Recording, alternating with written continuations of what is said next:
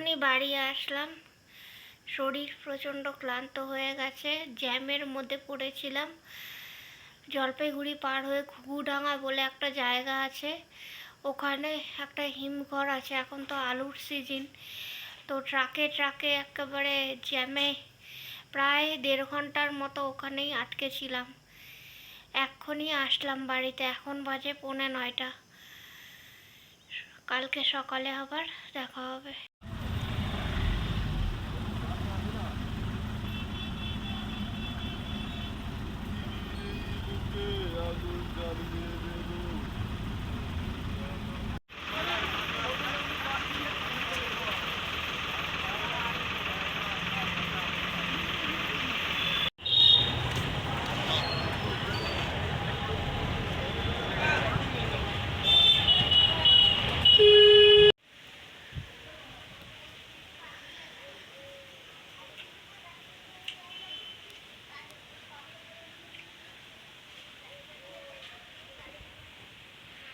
শুভ সকালের অনেক অনেক শুভেচ্ছা।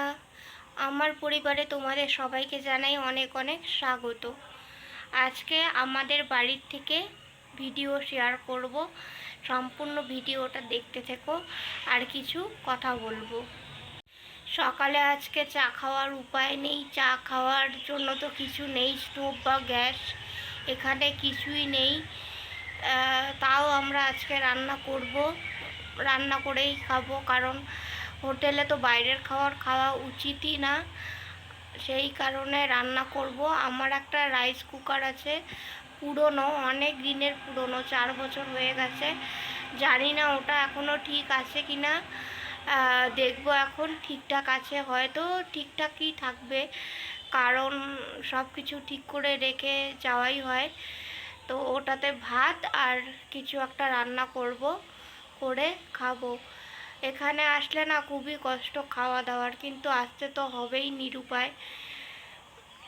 আর ও গেল এখন বাজারে, দেখি বাজার থেকে কি কি নিয়ে আসে, তোমাদেরকেও দেখাবো। এক দিদিভাই আমার ভালোর জন্য আমাকে বলেছিল চা খেতে না, কিন্তু বলো তো কি, মানে চা যদি একটু সামান্য যদি না খাই না, প্রচণ্ড মাথা ধরে থাকে আমার। আর জানোই তো, মানে কিডনি পেশেন্টদের রাতে ঘুম হয় না, আমার তো রাতে সেইভাবে ঘুম হয় না। আর বাড়ির সমস্ত কাজকর্ম করতে হয়, সেই কারণে অল্প একটু সামান্য চা না খেলে মানে মাথা যন্ত্রণা করে। আজকেই যেরকম চা খেতে পারলাম না, প্রচণ্ড মাথা ব্যথা শুরু হয়ে গেছে, কিছু তো করার নেই। আর ডাক্তারকে জিজ্ঞাসা করেছিলাম, ডাক্তার বলেছিল অল্প লিকার চা খেলে কোনো অসুবিধা হবে না, তবুও এটা লিকুইড, মানে সামান্য অল্প একটু খাই আমি, মানে 1 চুমুক কি 2 চুমুক, তার বেশি খাই না। আর হচ্ছে আর এক ওই দিদিভাই হয়তো বলেছিল লবঙ্গ, আদা, তুলসী এসব গুঁড়ো করে চায়ের মতো করে খেতে। আসলে বলো তো কি, আমার তো মা বাবা কেউই নেই, আর আমার জন্য কে করে দেবে এই সব বলো। আর এমনিতে বাড়ির সমস্ত কাজ করতে হয়, রান্না করতে হয় নিজেকে। হাজবেন্ড যদিও অনেকটা সাহায্য করে দেয়, তারপর আর নিজের জন্য এগুলো করে আর মানে করতে আর ইচ্ছে করে না। কেউ যদি করে হাতে তুলে দেয় তাহলে তখন খেতে ইচ্ছে করে। তবুও মানে আমি চেষ্টা করি যেটুকু পারার সেটুকু মেনটেন করে চলার। নয়তো তো 4 বছর ধরে ডায়ালিসিস করছি, নয়তো তো করতে পারতাম না, তাই না বলো? তাও তোমরা সবাই আমাকে ভালোর জন্য বলো, কিন্তু আমি নিরুপায় গো, আমাকে তো করে দেওয়ার কেউ নেই।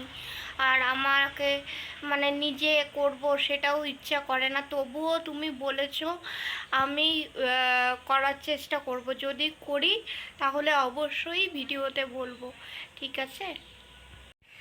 ও যে দাঁড়িয়ে আছে রাস্তায়, এখন যাবে বাজারে বাজার করতে, টোটোর জন্য দাঁড়িয়ে আছে।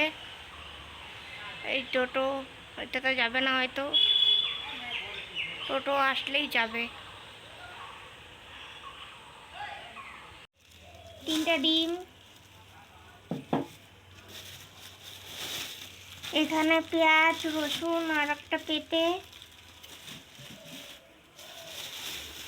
আলু, এখানে নুন, স্কচ ব্রাইট, এগুলো জিরা, তেল, চাল, এগুলো সব নিয়ে আসলো।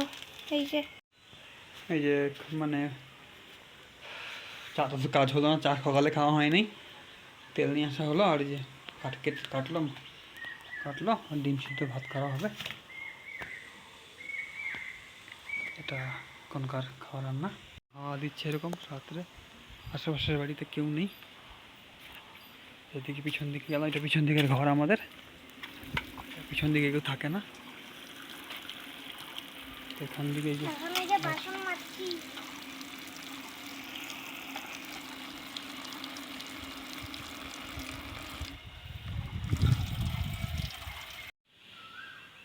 কাজ করতে করতে হাঁপিয়ে গেছি আসলে। এইখানে তো সব কিছু বাইরে, জলের ব্যবস্থা বাইরে, সব কিছু ধুলাম, দুজনে মিলেই করলাম। এখন ওই রাইস কুকারটাতে চিকেন হচ্ছে, চিকেন হওয়ার পরে ভাত হবে, তারপরে খাবো। আর ভেবেছিলাম রাইস কুকারটা মনে হয় নষ্ট হয়ে গেছে, এটা তো অনেক দিন আগে, 4 বছর হয়ে গেল ব্যবহার করা হয় না।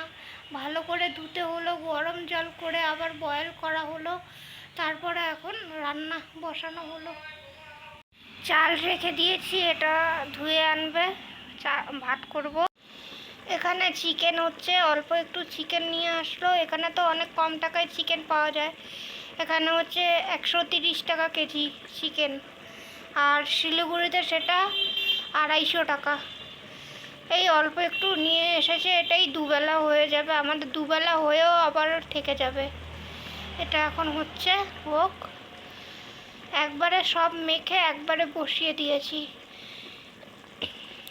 আর ভাত, এই আজকে রান্না। আজকে দুপুরের খাবার ভাত, ভাতের মধ্যে আলু সেদ্ধ দিয়েছি আর চিকেন। ফ্রেশ হয়ে আসলাম, রান্না তো দেখালাম। আজকের এই রান্না অনেক কষ্ট করে, মানে এইটুকু রান্না করতে পারলাম অনেকক্ষণ ধরে, 2 ঘন্টা 2.5 ঘন্টা ধরে এইটুকু রান্না করতে এতক্ষণ টাইম লাগলো। আজকে সব লেট। এখানে আসলে দারুণ কষ্ট বলে বোঝার মতো না। আর অন্য কিছু আনলে আর কি খাবো বলো, সেদ্ধ ভাত তো শুকনো তো খাওয়া যায় না, সেজন্যই একবারে অল্প একটু চিকেন নিয়ে আসলো, ওটাই রান্না করলাম, এটাই রাতের হয়ে যাবে।